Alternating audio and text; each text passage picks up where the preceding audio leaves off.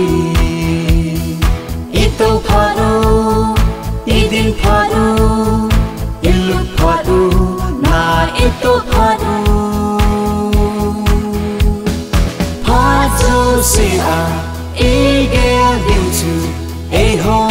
patin chate ihive eho patin chate kingol sa zipote patin china thep na eho azong ahi ipau ding pha iki chit pha ime ding pha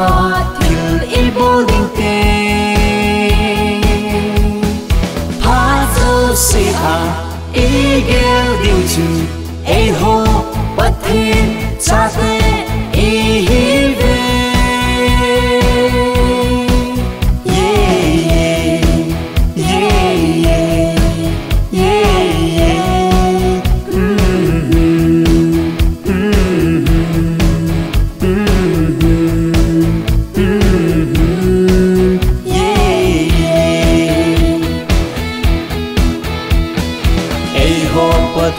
chate ingai si zipote patin hauna lalna eho azong ahi ito phadu idin phadu ilu phadu na ito phadu phadu sia igel diu chu eho patin chate ihive eho patin chate kingol sa zipote patin china thep na eho azong ahi ipau ding pha iki chit pha ime ding pha til ibo ding te pha zo si ha igel diu chu eho patin chate